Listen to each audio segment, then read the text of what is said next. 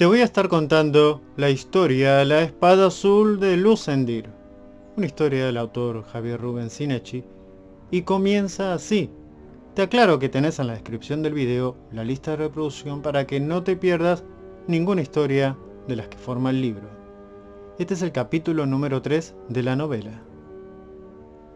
Lucendir, repleto de ansiedad por encontrar la espada, no se pudo dormir hasta el amanecer.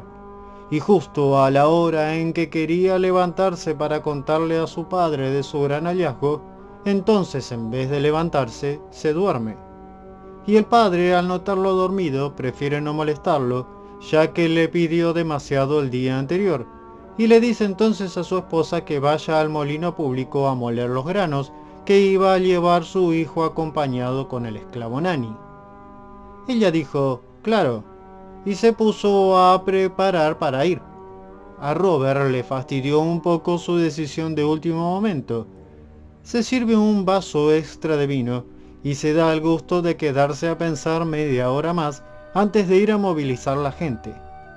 Se pone a pensar mientras su esposa le da un beso y sale con dos mujeres que ahora tendrán la mañana libre. El tema es que Lucendir ya está en edad de conocer a alguien y al molino público suelen ir muchas mujeres, y tiene la esperanza de que conozca a alguien mejor de las que él puede presentarle, pues conoce a pocos dispuestos a dar su hija en casamiento o a alguien que no pueda dar una buena dote, porque sin dote, imposible tener tierra, salvo ganada de un enemigo o por una importante hazaña. La dote es el patrimonio que le dan los padres a los hijos que forman una nueva familia, e incluso, a veces, se compensa a los familiares de la novia con una dote también a ellos, cuando el futuro esposo es de considerables más bienes que los del padre de la mujer. Pero el dote a veces solo lo da el padre al hijo, o ambas familias a sus hijos, según sea lo convenido, lo que se va hablando y tengan. Esto es algo muy cambiante, y depende también de qué tan difíciles son los tiempos, pero en general limita a buscar dentro de la misma situación económica y social en la que se encuentran los interesados. Tener un hijo varón cuando se casa es un gasto muy importante. A veces el solo hecho de tener que alimentar una boca menos es algo muy preciado, y la vida es muchas veces muy difícil de llevarla felizmente. Los ricos resaltan mucho, pero son los menos, no están carentes de problemas, y en ellos suelen buscar de algún modo amparo los pobres, y los que no son ni ricos ni pobres, con mucho esfuerzo intentan mantener su independencia y que sus hijos, dote mediante, preferiblemente de ambas partes, puedan enfrentar la vida solos, al menos en semejante condición a como la tenían con los padres. Robert se extravía en sus pensamientos, pensando junto al vino, algo que no suele pasarle. Comienza a recordar y evaluar. Conoce a una posible candidata para su hijo, Miritril, una de las hijas de Marcio, su mejor amigo, que ha tenido 6 hijos. Miritril es una hermosa niña de 10 años y medio de edad, que aparenta ser trabajadora, pues se la suele ver con su madre y es muy simpática y educada, y es preciosa. Y con Marcio se lleva muy bien, pero sabe que no entrega a uno de sus hijos en casamiento sin una dote proporcional a la que él entrega, lo que representa de que Robert, como padre de Lucendir, tendría que desprenderse de la mitad de sus dominios, mientras que Marcio solo pondría dinero de lo que ha producido, vaciando un poco sus depósitos porque es de buena condición. Robert confía en que Lucendir le brindaría respaldo luego. Además, después de todo, tarde o temprano piensa dejarle todo a él. Pero sin embargo, si Lucendir tiene familia, a su vez él y su esposa van a tener que apoyar a sus hijos y, de ser necesario, tal vez no le puedan pedir. Además, dividir una tierra en 2 partes tiene gastos extras, entonces las cuentas no cierran. La gente se suele casar entre los 12 y 15 años, cuando la pasión despierta, antes de cometer alguna locura. A veces los padres ya decidieron con quién se casarán cuando tienen 8 años, porque guste o no, es la realidad que toca vivir. Sin embargo, algunos nunca se casan, o lo hacen de grandes, al menos en esta época que recién comienza del duro hierro. Robert recuerda mientras disfruta el momento de poder ser su propio jefe y poder tardar más antes de comenzar el día, tomando de su vino en paz, que desde que se levantó ya se tomó casi 2 vasos. ¿Qué le pasa hoy? Recuerda, él se casó a los 20 años con su esposa Lunizar. Y qué ansiedad que tenía. Una sonrisa se le escapa. Su padre se había tardado todo el tiempo necesario para conseguirle una buena mujer, hija de nobles, que sabía leer, escribir, trabajar, bonita e inteligente. ¿Cómo la quiere? Valió la pena esperar tanto.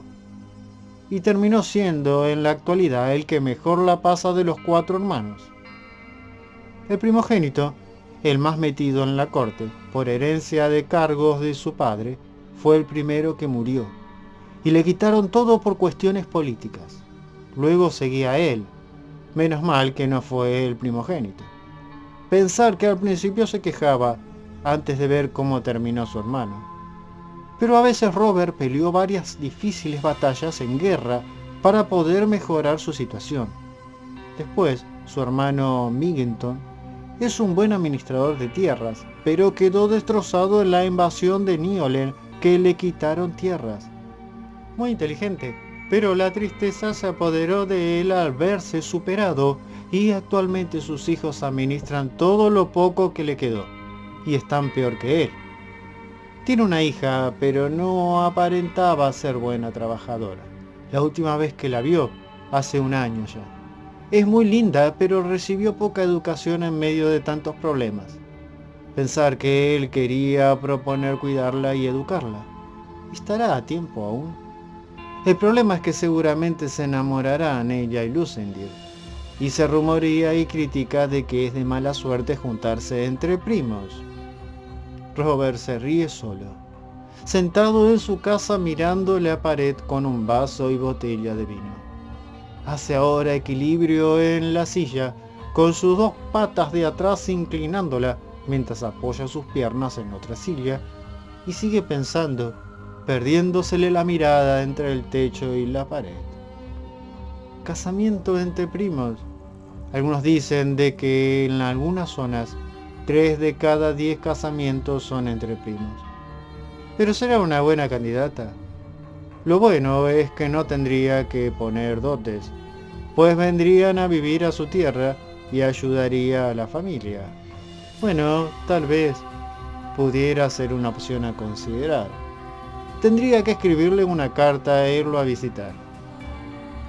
Y el hermano menor de los 4, Rubene, siempre estudiando, amó más los libros que el trabajo manual, y ahí está, de bibliotecario en la capital del reino.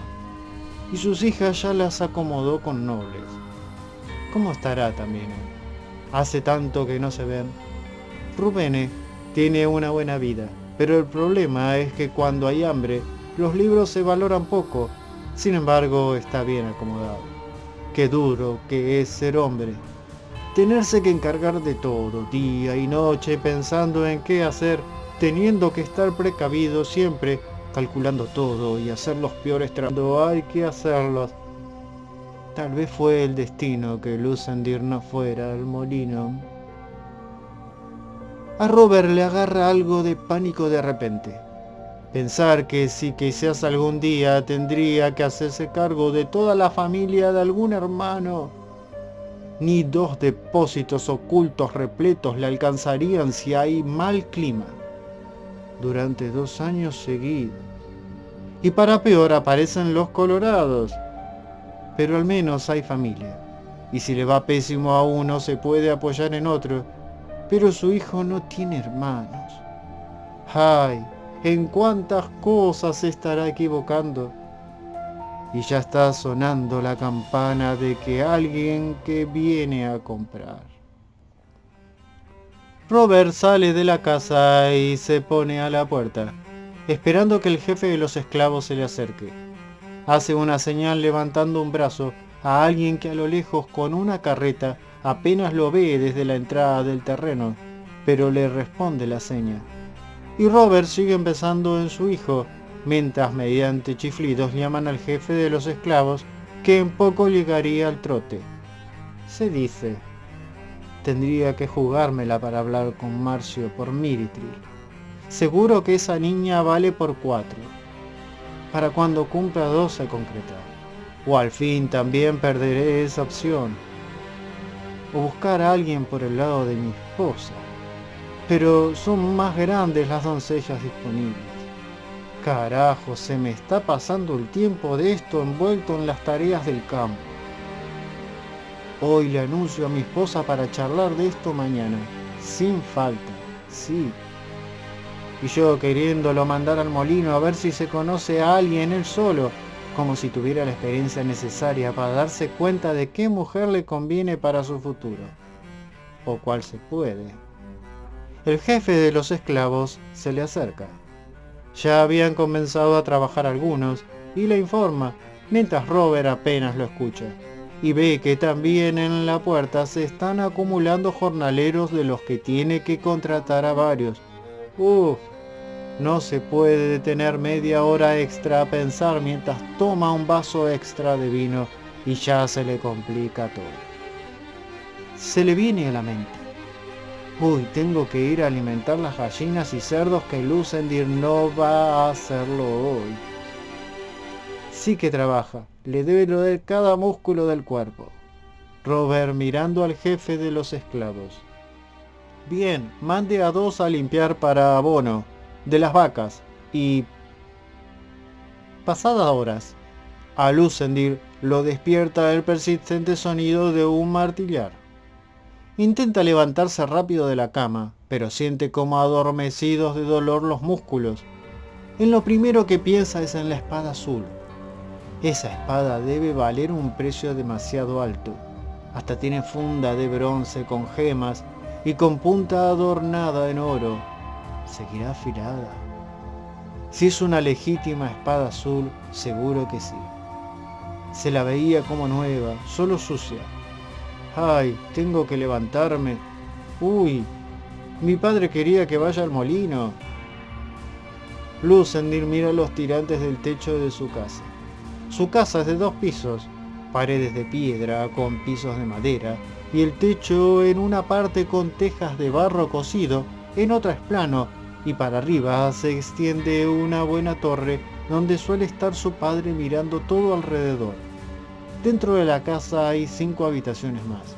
La habitación de sus padres, una de huéspedes, 2 sin usar y una pequeña biblioteca y depósito general. Esto sin contar la cocina, comedor, baños y diminutas habitaciones como la de la torre. Lucendir mira por la ventana y por cómo está el sol deduce que se quedó dormido hasta el mediodía. Toma impulso y se levanta a prepararse a trabajar, no sea que su padre lo rete. Además, él no es de los holgazanes.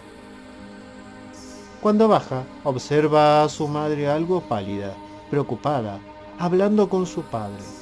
¿Qué habrá pasado ahora? La madre al verlo le dirige una sonrisa.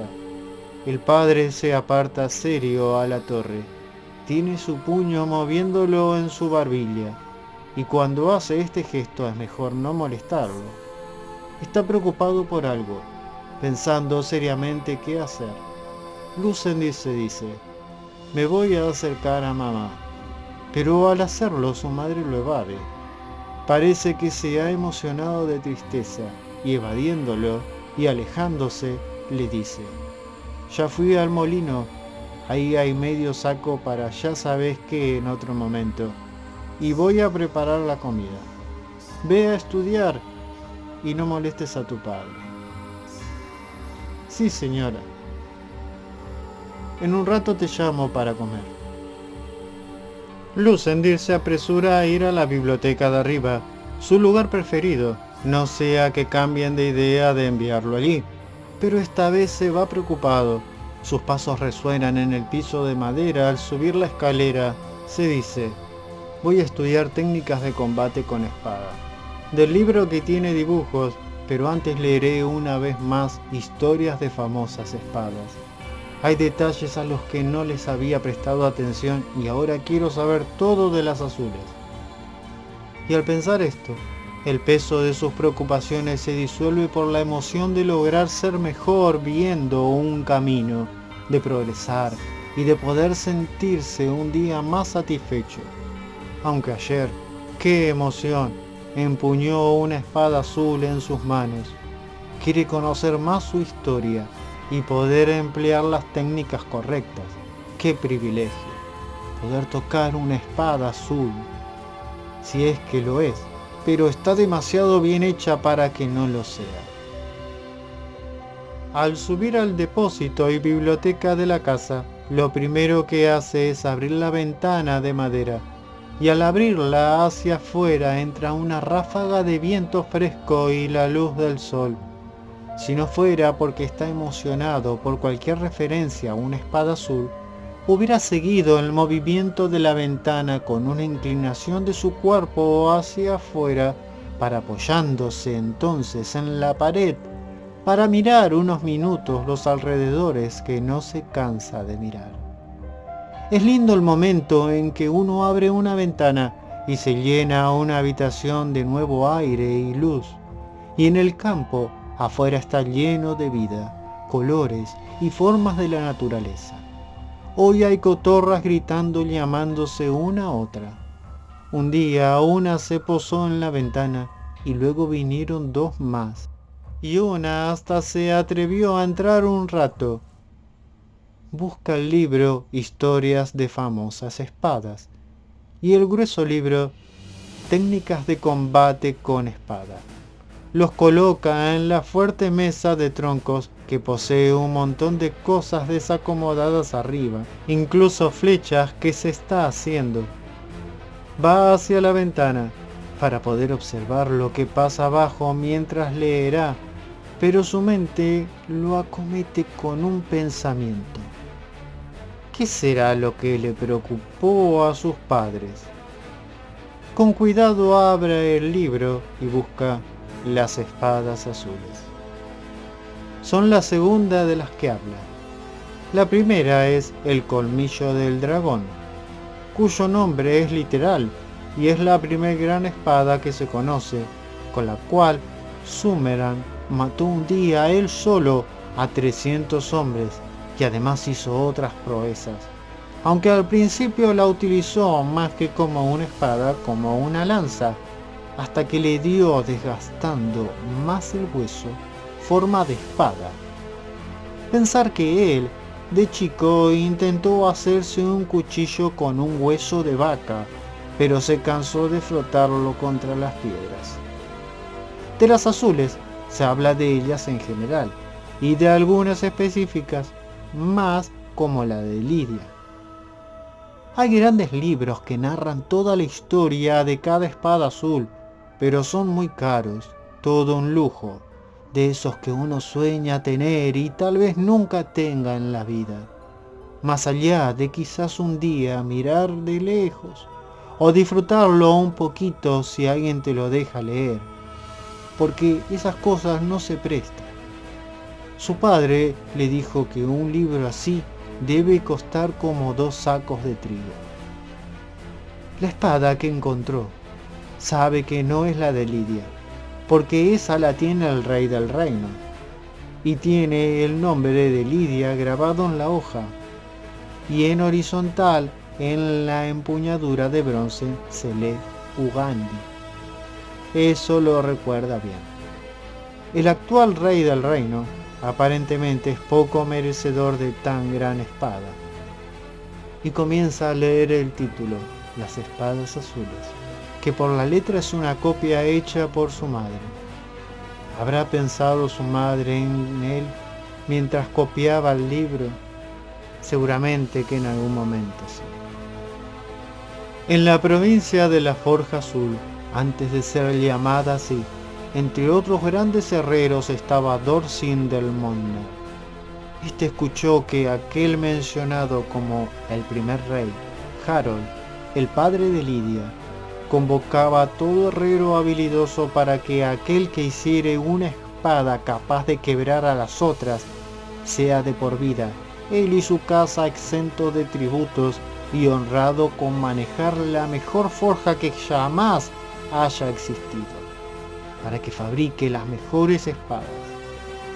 En esa época muy remotamente se comenzaba a descubrir el hierro, y una barra de hierro costaba más caro que su precio en oro. Pero Dolcin tenía sabiduría proveniente de Dios y un gran horno, y conocía un metal, que no era hierro, de un tono azulado, con el cual había hecho un punzón que descubrió nunca perdía su forma, pese al gran uso de muchos golpes.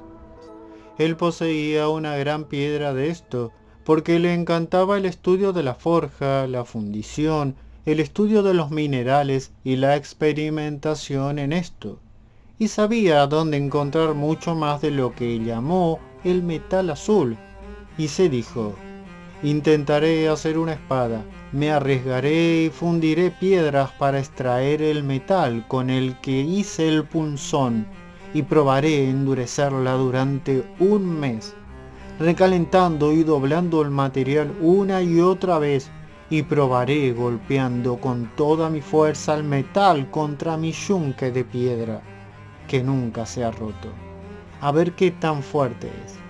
Siento que el metal azul me está llamando. Esta piedra azul era el extremo dura de partir, y le llevó tiempo poder arrancar unos pedazos para derretirlos, y el horno tuvo que estar al máximo y hasta se le rompía. Pero luego de varios intentos logra llenar un molde con el metal líquido que resplandecía. Dolcin se rodeaba de cueros y usando un vidrio delante de sus ojos, porque de no ser así, se quemaba por el gran calor. Y así trabajó, y trabajó desmayándose varias veces del cansancio sumado al calor.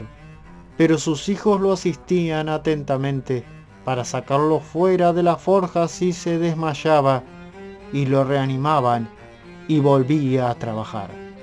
No se está seguro si en estos días comenzó a enloquecer o el espíritu del metal comenzó a adueñarse de su alma, o tal vez Dios, que quería hacer una obra poderosa mediante su fuerza y astucia, lo impulsaba y estaba obsesionado. Y al mes sintió que era el momento de probar si la barra con forma de espada resistiría un fuerte golpe sin aún ser templada, pero si trabajada una y otra vez. Llegó el momento de probar si su agotador trabajo pasaba la prueba de un fuerte golpe contra su duro yunque. Enfriado el material, llegó entonces el día de probarlo. Envuelve con un trapo la fina varilla de metal azulado a modo de mango, y vestido con todas sus protecciones lo golpea con toda su fuerza contra el yunque, y no se rompió. Y lo volvió a golpear nuevamente con todas sus fuerzas, y saltaron chispas del yunque de la gran fuerza con la que lo golpeó, y miró bien el metal, y no tenía señal de haber recibido un golpe, y miró el yunque, y este sí tenía señal del golpe. Le dio miedo de semejante obra de destrucción, y golpeó una y otra vez a la espada, incluso con su martillo, pero seguía sin siquiera provocarles los impactos una marquita. Se alegró, y luego, con días de trabajo, la afiló de forma conveniente, y no la templó porque sintió que ya estaba terminada, que el material se endureció solo mediante el trabajo ya hecho, y la llamó la espada azul. Probó con una buena espada común, una espada que costaba mucho, para ver si la partía con la espada azul. Uno de sus hijos se la tuvo apoyada entre las manos y el yunque, y él lanzó con toda su fuerza un golpe contra la otra espada, y la espada azul a la espada de bronce la partió como si fuera de papel, frenando el golpe el suelo de piedras, realizándole un corte. Se presentó a la competencia y ganó. Partió a todas las otras espadas, incluso se dice a una de hierro prácticamente con la misma facilidad. Y ganó. Y luego en su forja se grabó el nombre de Lidia en horizontal a la empuñadura, en la hoja de la espada, de forma tal de que no pudiera ser nunca borrado sin dañar la espada. Con los años se le construyó a Dolcin lo que se conocería como la Forja Azul, y a él le comenzaron a decir el gran herrero de Forja Azul. En toda su vida realizó 50 espadas azules y 2 lanzas, y muchas que fueron una mezcla de metales, ayudado de otros herreros. Y le dedicó su vida a perfeccionarse, y de las 50 espadas, a partir de la 10 comenzó a enumerarlas. De la 20 a la 30 son las mejores, pues estaba en su amplia fuerza, las más fuertes, rápidas, cortantes y livianas. Pero la mejor de todas fue la primera, de la cual hay muchas historias y tal vez elegida por Dios. Se dice que en su locura la espada número 42 la forjó con la ayuda de un dragón, y su destino es siempre extraño, y con esta un día partió a otra espada azul, que no se sabe si salió o no defectuosa, pero muy difícil que así fuera siendo él el herrero. Se consultó especialmente la historia de las espadas azules de Yarmantu, que son varios rollos al cual puede consultarse para saber exactamente qué ocurrió con cada una. Pero todas dieron gloria a sus portadores. La espada 48 es la más hermosa, con un grabado en oro que dice Fuerza del Cielo, y su punta es extremadamente filosa, pero menos duradero su filo, y dio muerte a un dragón. Se dice que la 3 es la menos agraciada, porque todos aquellos que la tuvieron ganaron, pero perdieron a su vez algo muy valioso. Lucendir tenía tremendas ganas de ver si la espada tenía un número. ¿Cómo pudo olvidarse de probar eso? Y también se le está complicando de más el poder hablar con su padre, que seguro conoce más datos e historias. ¿Se podrá conseguir una mejor resumen que el historias de famosas espadas? Hay algunas historias de algunos números más, pero pocos. Los leyó detenidamente a todos. Todas historias de victorias impresionantes. Claro, es un arma más liviana, fuerte y filosa, y hasta parecería cada una de esas espadas fueron marcadas por un destino específico. La espada 12, hasta donde sabía el cronista, era la que más reyes y príncipes mató, habiéndola tenido en su poder 5 guerreros, los cuales murieron en combate siempre con una herida en su corazón, pese a que el último usaba una protección de hierro allí.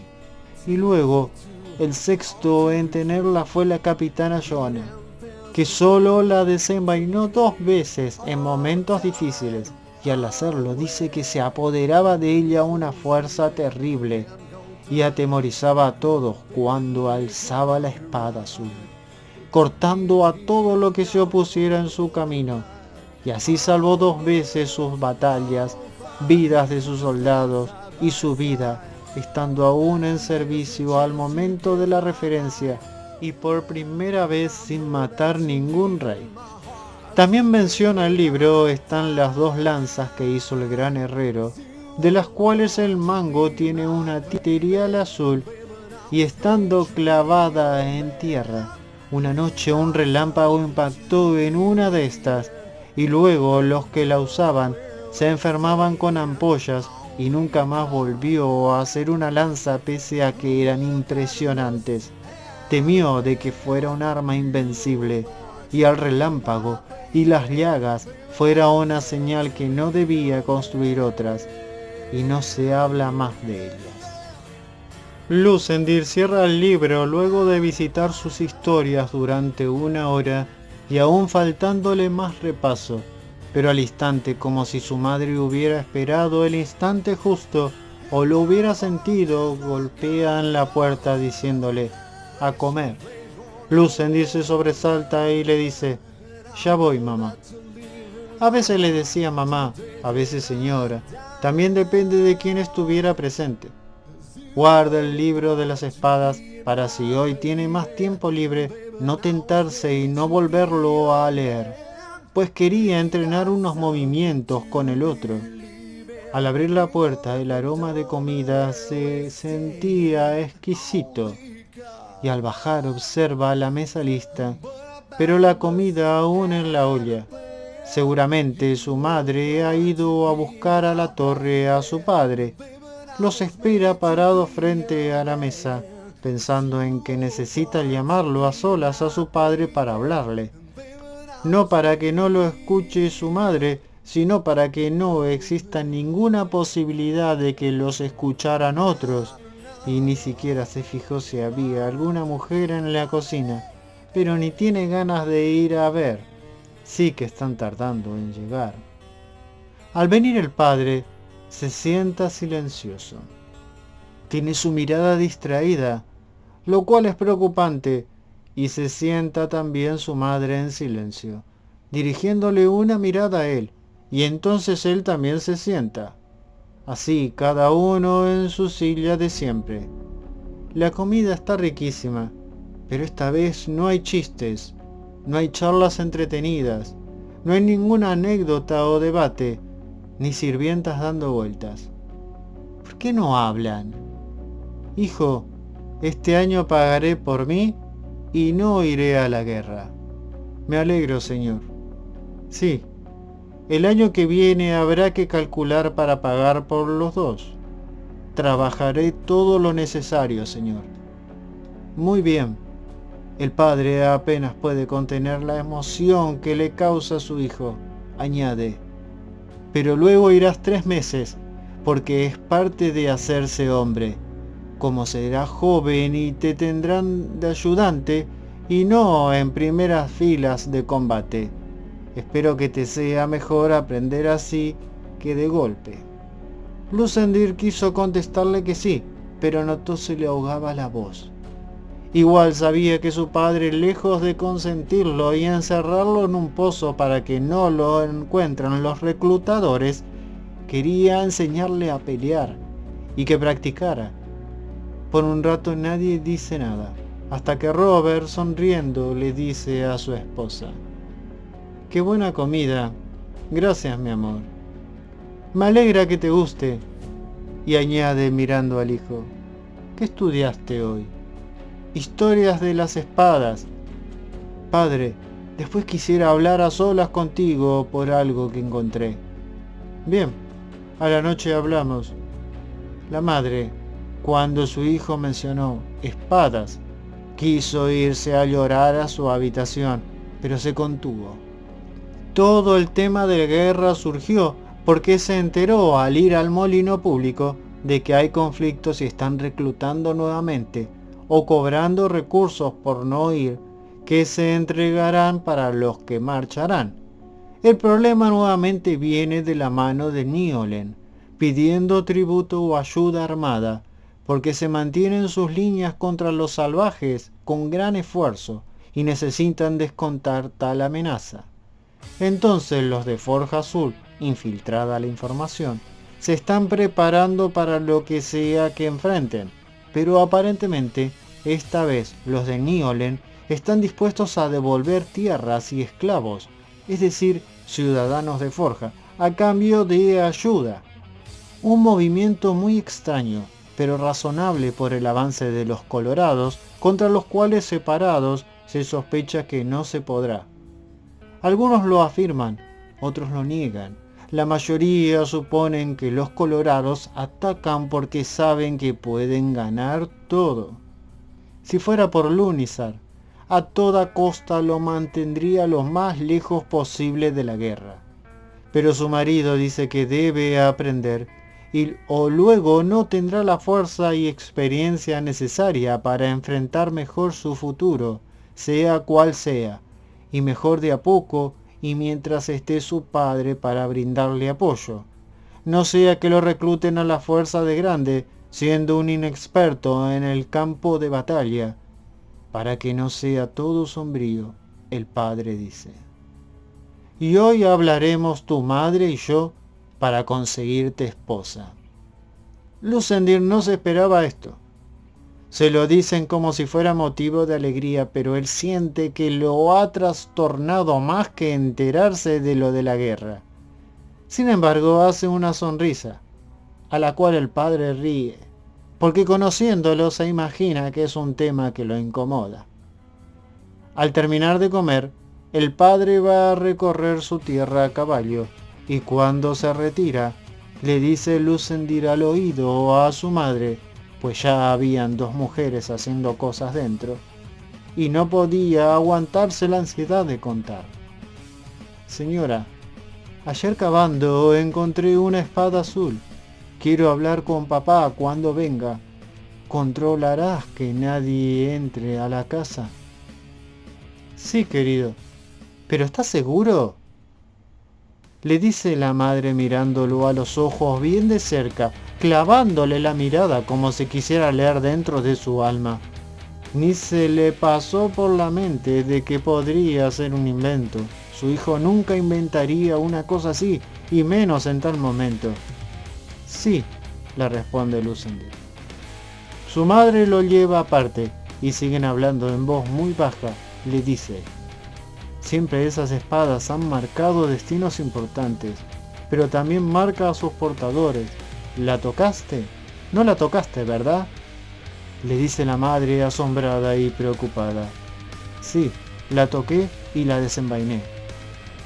Nota como su madre deja a un lado sus sentimientos y comienza a hablarle algo fríamente. Y la encuentras un día antes de que tu padre hable de enviarte a la guerra. Tal vez sea la guía de Dios. Y tu padre nunca se equivoca las cosas. Y si calcula mandarte, eso es lo correcto. ¿Viste alguna vez una mamá? Espera. La madre se aleja. Va a mirar la tarea de las 2 mujeres que están hoy ahí y les da instrucciones y le hace señas a Lucendir para que se dirija a la torre. Lucendir se retira con una rara sensación, preguntándose: ¿se enojó porque toqué la espada? Ella a los minutos también sube. Siempre le gustó ese sitio al que le agrada ir, pero por una cosa u otra poco va. Allí se contempla bien la belleza del campo que los rodea. El viento le desacomoda su largo cabello y se lo acomoda mientras se acerca a Lucendir para ponerse al lado suyo, apoyándose sobre la baranda. Y le dice: mi padre conoció a un capitán que para un combate se le otorgó llevar una espada azul. ¿En serio? ¿Y qué pasó? Le responde Lucendir mirando a su madre mientras ella dirige la mirada al horizonte. Y contó que no sabía si temerle o amarla, porque lo cambió totalmente. Se hizo más despierto para la lucha, más habilidoso, con más capacidades incluso mentales y físicas. Y cuando le desenvainó para pelear en el campo de batalla, nadie pudo contra él. Y la batalla la ganó. Pero cuando se retiró del ejército, sentía grandes deseos de tocarla nuevamente, y se le permitió, porque reconocen esa necesidad entre todos aquellos que algún día la han portado, y que luego la dejan de usar. ¿Y qué pasó? Que se sintió llenarse de nuevas fuerzas, pero deseó tanto retomar el combate que volvió, y a los pocos años mi padre se enteró de que murió en combate. ¿O malo? No sé, pero creo que malo. La sed de pelea siempre es algo malo. Bueno, no sé, háblalo con tu padre. Pero cuando se es mayor, ya no se tiene la misma fuerza que un adulto joven. ¿Sentiste algo cuando la tocaste? Estaba muy cansado, pero creo que me dio fuerza y tengo muchas ganas de volver a ver. Quiero saber qué número tiene. Es que luego no se sabe si el portador queda en deuda con la espada. Lucendir siente palpitaciones al escucharle a su madre decir esto. Su madre le nota la cara de susto, pero ajeno a eso, ella le sigue hablando como si nada. Se rumorea que sí quedan en deuda, pero Lidia tuvo una y una larga vida, y otros tantos también, pero como más de la mitad no. Mira bien a su hijo, hace una pausa y continúa. Bien, hay tiempo para averiguar. También se dice que no pueden ser robadas, porque se entrega voluntariamente, porque el que la roba o la toma a la fuerza de otro guerrero tiene su muerte asegurada, y vos ya la desenvainaste. Porque la espada está en deuda con el que la levanta por primera vez, pregunta Lucendir. Así se dice, sí. Y si tú encontraste la espada, creo que no sería buena idea que la rechazaras. Por algo diste con ella. Puede ser que la necesites. Igual eres joven, y algunas cosas se nos presentan temprano, pero se usan tarde. Como la historia de Lidia. Lidia no fue el primer rey, lo fue su padre. Gracias, mamá, le dice Lucendir y le da un abrazo, y la madre como que recién reacciona y también lo abraza cambiando de actitud. Incluso cambia el tono de su voz, diciéndole: de nada. En cuanto llega, le digo a tu padre que suba a hablar con vos. Vuelve a estudiar, a ver si le escribo a un hermano mío que tiene muchos libros, para que vayas a leer a su casa unas semanas, y ahí podrás buscar más de la espada. Y un tío tuyo del lado de tu padre también tiene acceso a muchos libros. Es un deleite la casa de mi hermano para todos los amantes de los libros. Es una habitación con una mesa central de piedra, al lado de una cama para recostarse, y la luz de afuera da sobre la piedra. Y todas las paredes, incluso la puerta, están llenas de rollos y libros. Cualquier cosa contame, no te calles las cosas. Sí, mamá. ¿Le preguntarás a papá si puedo ir? Sí, a la noche seguro hablaremos al acostarnos. La madre le da un beso, lo abraza de nuevo y se retira abajo. Siempre se consideró a una espada azul como algo muy honorable, extraño, pero honorable y en general bueno.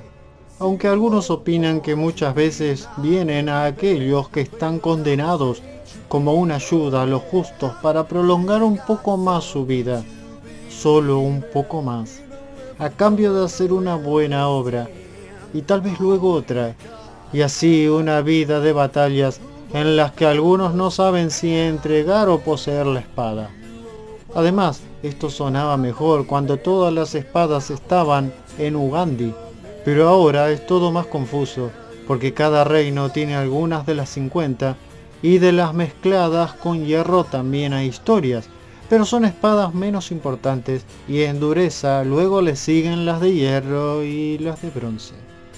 Sin embargo, todos añoran tener una buena espada en el campo de batalla, cuando tu vida puede terminar en un segundo por un corte en medio de hojas afiladas con las que enemigos atacan. Al llegar el padre de su habitual recorrido, no encontró descanso sino más tarea, y fue ansioso a indagar sobre el hallazgo de su hijo, dirigiéndose por él a la biblioteca donde estaba estudiando técnicas de combate con espadas con un palo. Y le relató Lucendir todo lo sucedido, incluso el diálogo que tuvo con su madre, mientras su padre lo escuchó totalmente en silencio, y luego le dice: ¿cuántas novedades que de repente van surgiendo? Habrá que averiguar más.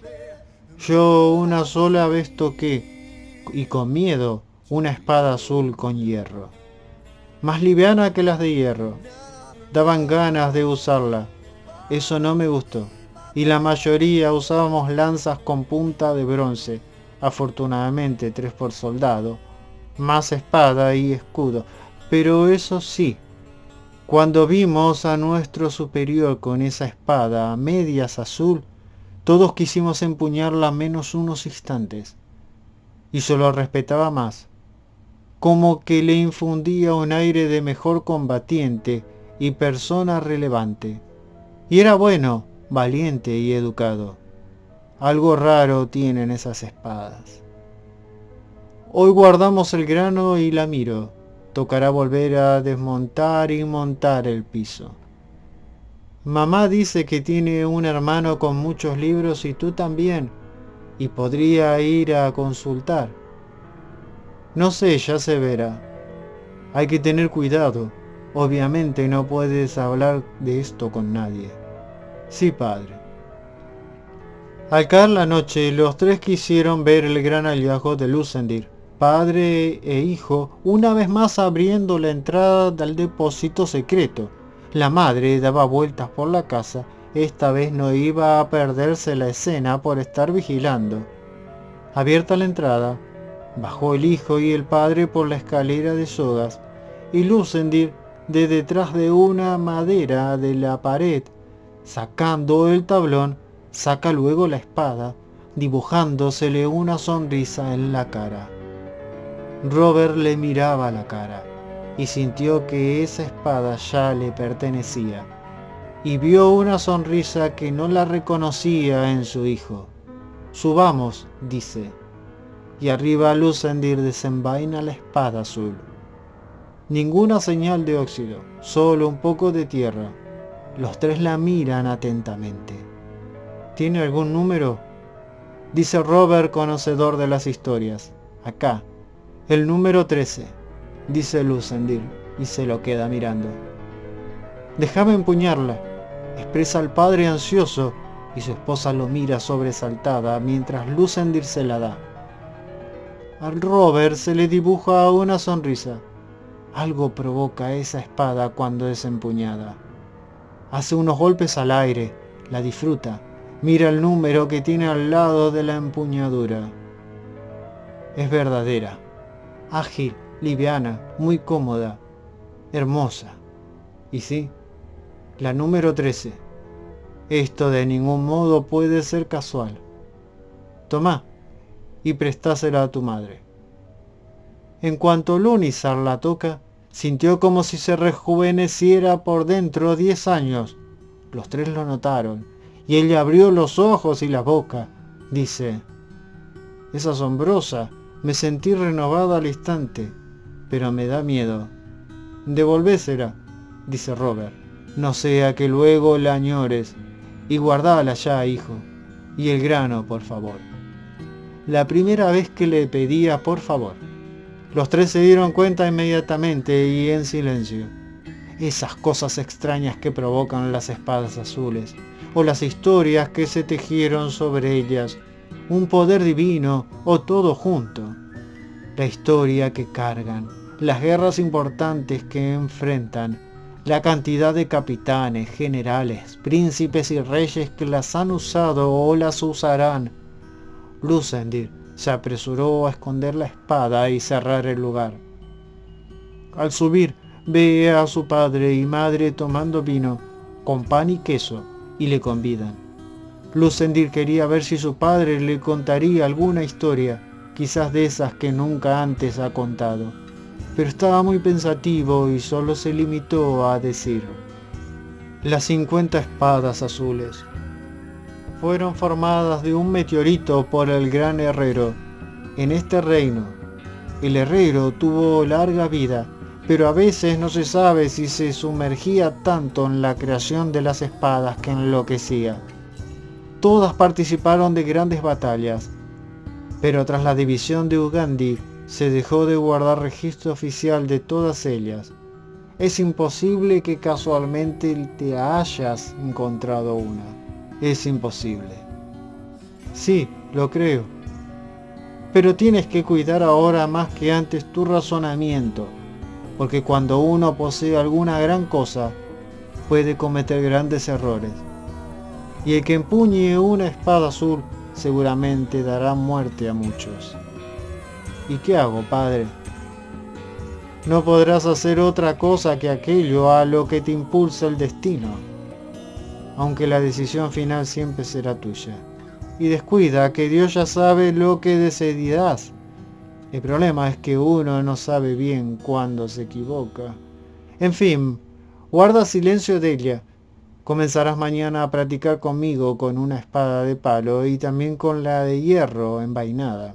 Y de algún momento necesitar la espada azul te será notorio. Además, a ti siempre te gustó entrenar. No puede ser casual encontrarla. Pero no te desesperes. Averiguaremos más. Pero cada quien piensa distinto de ella. ¿La 13? Interrumpió Lucendir. ¿Por qué no me hablas más de ella? Es que poco recuerdo seguro de la 13. Pero en general las azules, para uno, son solo un arma poderosa forjada por un meticuloso herrero de los que nunca volverá a haber otro igual. Otros, de que cargan en sí mismas algún poder, o que suelen ser utilizadas por la guía de Dios. Sus dueños siempre se sienten bien al portarla, pero los que una vez la tuvieron y luego dejaron de tenerla, parece ser que la extrañan terriblemente. Algunos prefieren morir con ella antes de cederla. A veces incluso la han compartido entre 2 o 3. Así que tendrás que estar seguro de si quieres que tu nombre esté junto a una espada o no, porque una vez que te acostumbres a ella, perderle te será como morir. ¿No es gran carga para un niño?, dice la madre. Hay muchas grandes cargas, la tenga o no, que podrían venirle incluso a los niños. Le dije que no conservarla sería mala idea. Si la necesitara, sí. Esa es otra cosa que ronda sobre las espadas azul, que robarlas te causan la muerte, que rechazarla es mala idea porque les empieza a ir todo mal hasta que la aceptan, y que aceptarla te cambia la vida. Un dueño de tierras para cultivar no usa una espada azul, pero sin embargo en muchas épocas, muchas de ellas se pasaban de uno a otro. Me refiero a entre generales o príncipes y reyes. La habrá escondido enterrándola a alguien que nunca volvió a buscarla. Claro, comenta Lunizar. Tiene que ver qué es lo que pasa. Así es, tiene que descubrir su destino, dice Robert dirigiéndole una mirada a su hijo, y Lunizar comenta. Pero algunos han encontrado espadas azules y no las usaron. Creo que sí, muy pocos. Recuerdo que una había sido encontrada en un depósito por un encargado que le faltaba una pierna, y él nunca la portó. Y granjeros, sí, había una que fue cuidada en una estancia. Ah, sí, me acuerdo, dice Lunizar. La guardaron 200 años hasta que dijeron que sentía de entregarla al rey, por ser un rey justo para que decidiera él. Exacto. Así hablaron los padres de Lucendir ante él, mientras los oía atentamente, y le pareció bien todo lo que le dijeron sus padres, aunque había pensado que su padre se lo tomaría con más emoción. Pero ya comenzó a ver beneficios. Empezará a entrenar con la espada de su padre, y con su padre todos los días. No te pierdas la continuación de esta historia, el capítulo número 4, Lucendir y Miritril, una historia escrita por Javier Rubén Sinachi. Suscríbete al canal y fíjate que tenés una lista de reproducción sobre cada capítulo que se va sumando de esta historia.